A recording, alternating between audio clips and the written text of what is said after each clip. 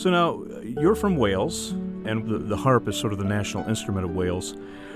How did you first get interested in playing the harp?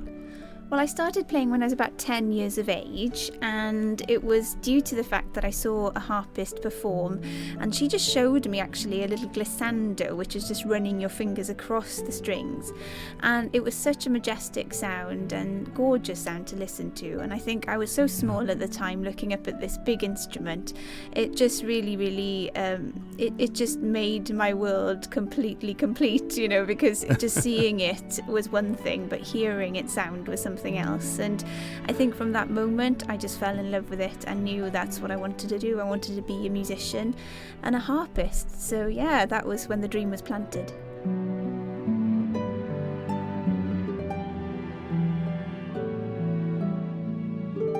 Well, I can see a lot of young children looking at the harp like a fantastic toy. You mentioned, the thunder and running your fingers along the strings. But you must have had some kind of musical sense to you already, even at that age. Were you born into a musical family, or were you exposed to it before that?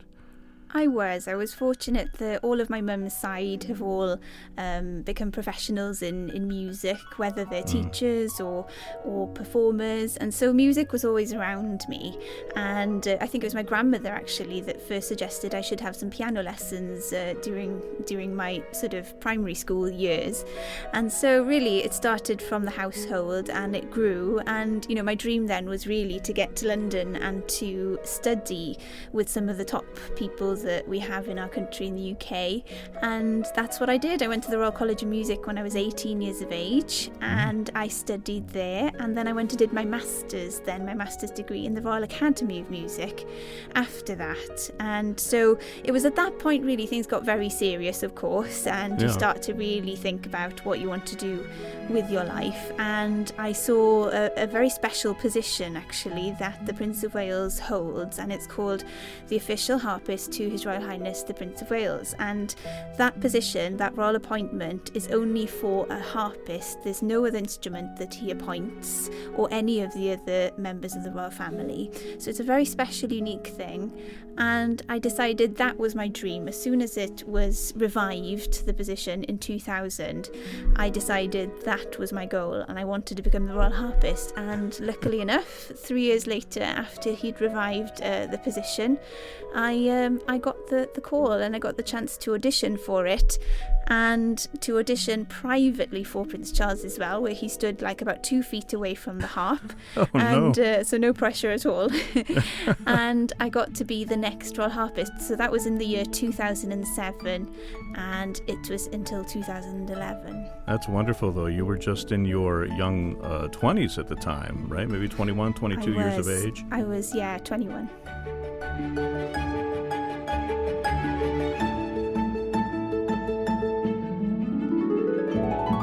Now, you've also played for the royal family, and of course, you became famous when you played for the wedding of the Duke and Duchess of Cambridge.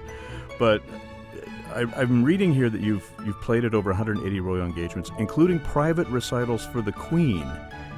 Can you describe that experience for us, a private recital for the Queen?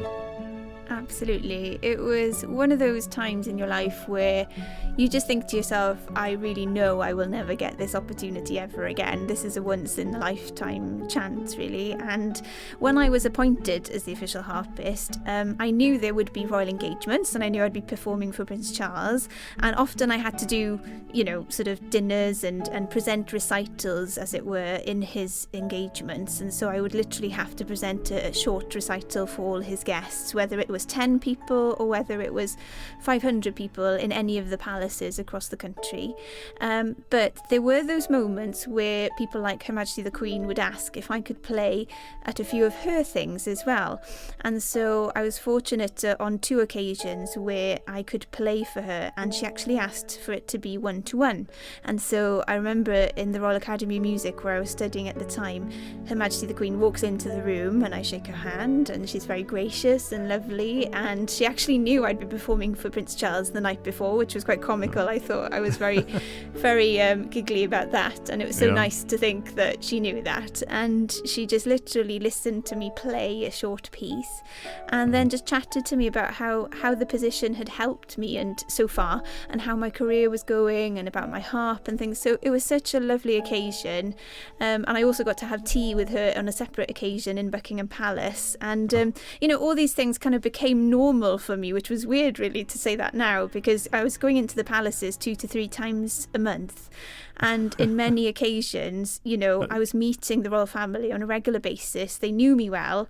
And I remember on one occasion... You just walked up to the door and said, "Oh, it's Claire," and they just let you walk in. It was kind of a bit like that, yeah. I did have my own pass, my own way of getting around, and got to know them. And I saw them behind the scenes as well. There were many times where I had to play for Prince Charles in his country home in Wales. He has a country home called Llwynwermod. And it's a very special place, and that was like being at anybody's country home really, where he'd come up to me and ask if I was okay, and if I was enjoying the position, had anybody looked after me, all these things that somebody would ask you if they were hosting anything, so all these memories are very, very special, and they come flooding back, and they're things I probably took for granted at the time, but now I remember, they're very, very special to me really.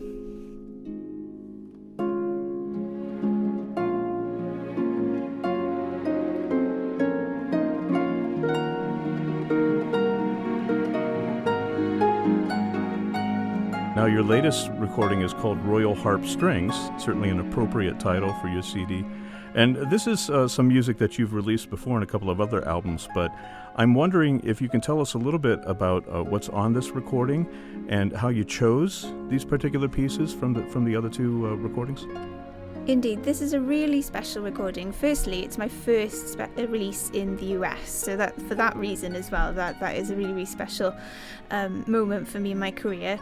And also, on the music on this album actually incorporates so many bits of my life that have happened to me so far. The first thing, of course, as you mentioned earlier, I played at the royal wedding for Prince William and Catherine Middleton, and in order for me to play at that wedding, Kate actually took away my albums and listed exactly what she wanted me to play at the wedding in Buckingham Palace. I was on a stage, and also I was in between the main wedding cake and the chocolate cake, so I was in prime position. But she chose exactly what she wanted, and Poem is one of the pieces on the album Royal Harp Strings which she chose for me to play, so that's one special track.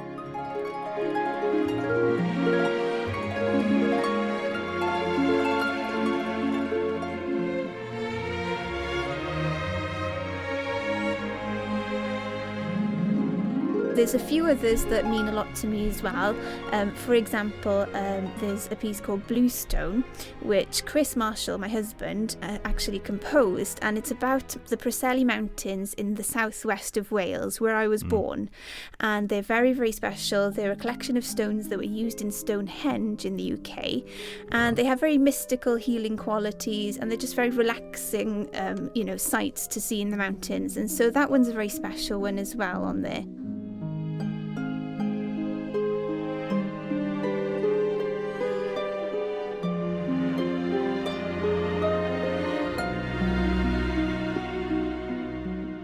And there are quite a few well-known pieces as well, like Ladies in Lavender from the film Ladies in Lavender, and Scarborough Fair, which is a traditional piece here in the UK, but it's actually had its stamp changed actually, because Chris, my husband, has done an arrangement of it, so it's made it very, very different and unique. Glasgow Love Theme from the film, and All Through the Night, which is a beautiful Welsh traditional tune, which has again been changed, and some other upbeat songs as well, like Toss of Feathers, which is an Irish jig. And so it's just a lovely piece to play. I was actually in New York on St. Patrick's Day, so I got to play that piece there during the festivities, so there's pieces there to suit everyone, and whether you want something to relax to or whether you want something to kind of keep you upbeat and in the mood, then it's the album for you, because it just has a bit of everything. And of course I've thrown in Downton Abbey, which I know is a big favourite in the US, and that's lovely to listen to. I've actually played at Highclere Castle, which is Downton Abbey, here in the UK, so it's a very special place.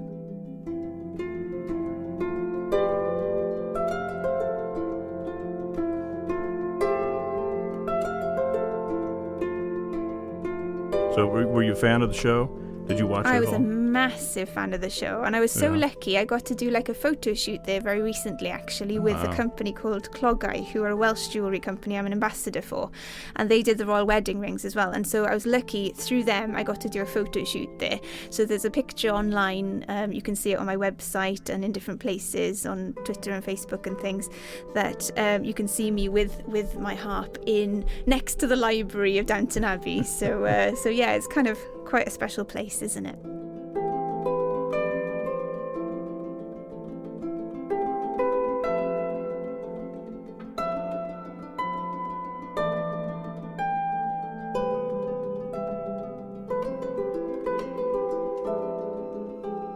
Well, you mentioned your husband, Chris Marshall. Now, the two of you met in school, did you not? We met when I was in college. Yes, we did.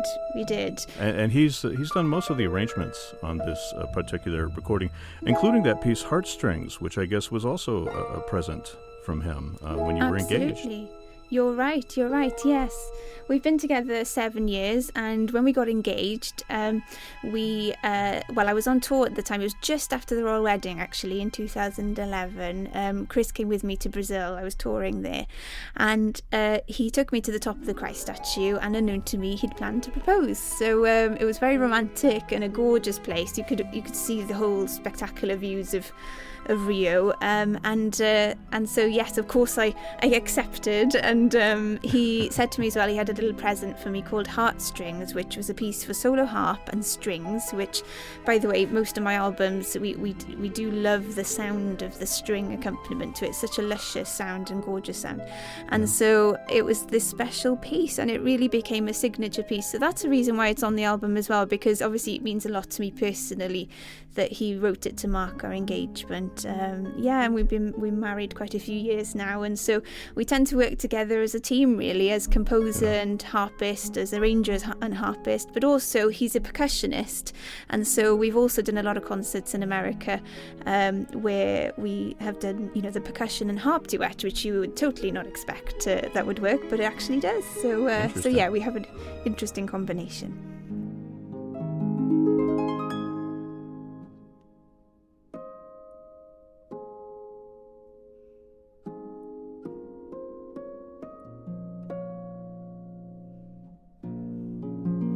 Tell us about your harp. I'm curious about the actual instrument that you play. Have you gone through many different harps in your career, or have you of settled on one? I have. I think you do go through that sort of stage of trying different instruments, and I'm actually on my third harp now, and this is really the ultimate one for me. I've fallen in love with it. The sound is very, very mellow and full and warm, and I use it for all my recordings and performances when I can, of course.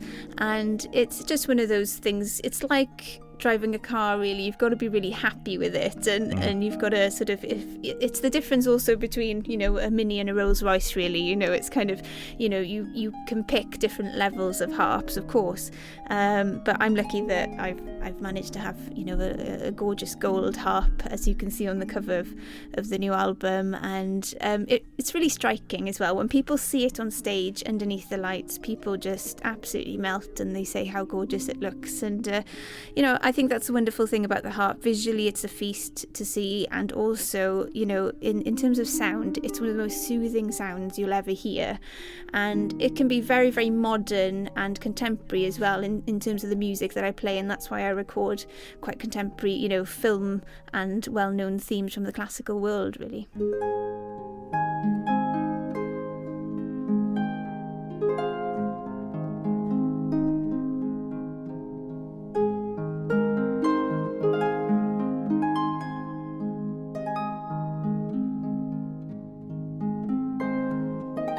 Well, the harp is, a beautiful instrument to look at and glamorous, and it sounds so lovely. I think a lot of people don't necessarily realize what a challenge it might be just to travel with that thing all over the world and to take care of it. I read a fun little article on Classic FM about the 10 worst things about playing the harp. From you. Indeed. Oh, you've read that one. I helped them with that one. Yeah, the 10 worst things about playing the harp. Even though, there's not too many bad things, of course, but of course you've got the challenges of transporting it. I mean, I have a very large car, an estate car, and of course tuning is another thing that people might not realise. It takes time. There's 47 strings and there's 7 pedals on the base of the harp in order for me to be able to play all the notes the piano can play. So for those 47 strings, when I was young, I'd start out tuning, it would take a good 20 minutes to tune, but now I'm able to do it in a good sort of 5 to 7 minutes, a quick sort of tune up and down the harp. But you get faster at it as you get older, obviously. But I've got to say the pros outweigh the negatives, because it really has taken me to so many places I would never ever have thought. Even random things like, we have big sort of rugby games here in the UK. The Welsh love their rugby, as you can imagine. And so I've performed for 75,000 on the pitch of the stadium here in this country, in Cardiff. And, to then performing one-to-one for the Queen, so it's completely taken me on a really big journey, and that's really amazing.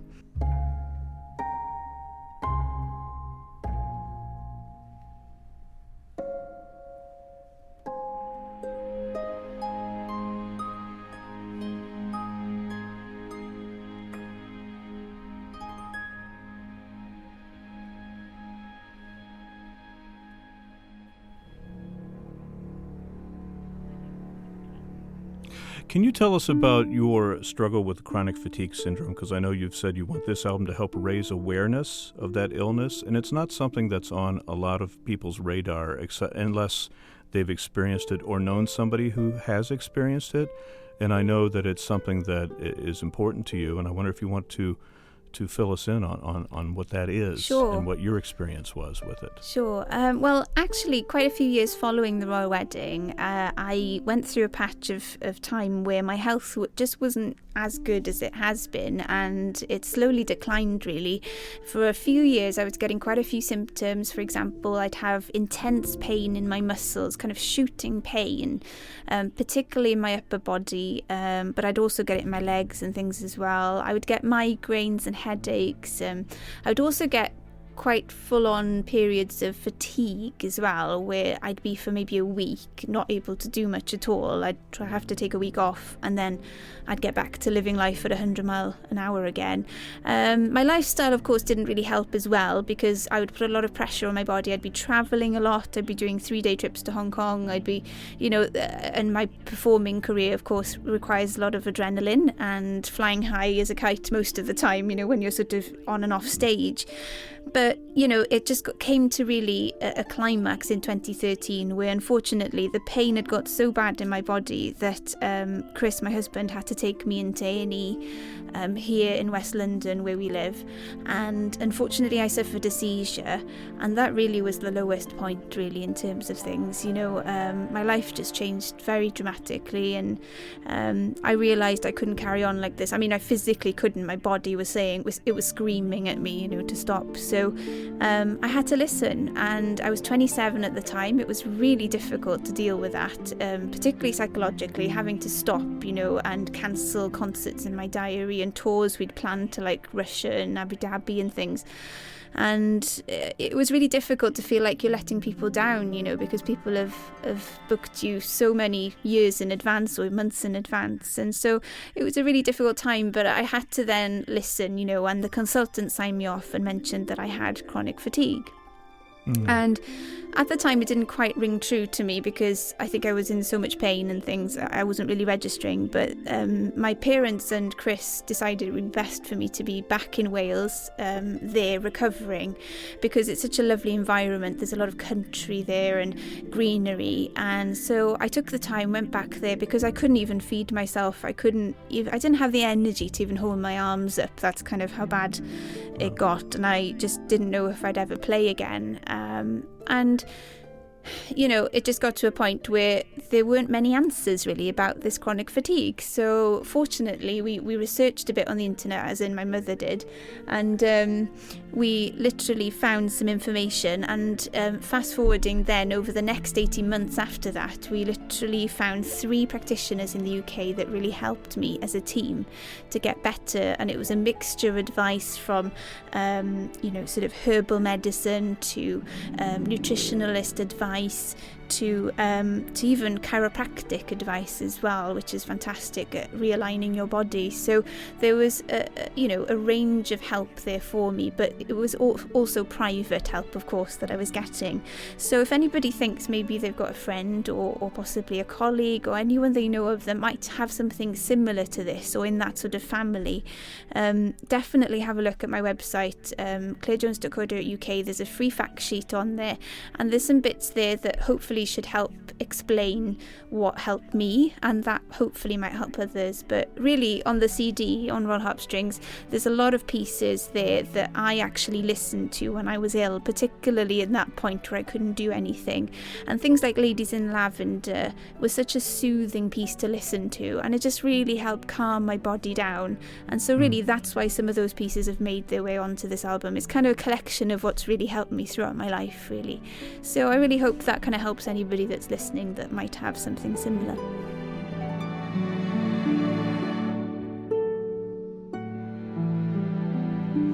Knowing that, of course, brings a deeper appreciation to the music on this recording. There's a therapeutic quality to it, also very relaxing and very nurturing as well, the music you've chosen for this release. Thank you. Harpist Claire Jones, whose latest release is called Royal Harp Strings. It's out now in the U.S. from Silva Screen Records. And you mentioned your website. We can learn a lot more there. That's clairejones.co.uk. And you're also on Twitter, right? I am indeed. It's ClaireJones85, and I've also got a fan page on Facebook as well, clairejones.harpist. Claire, thanks again so much for your time today, and congratulations on this latest recording. Thank you so much for having me.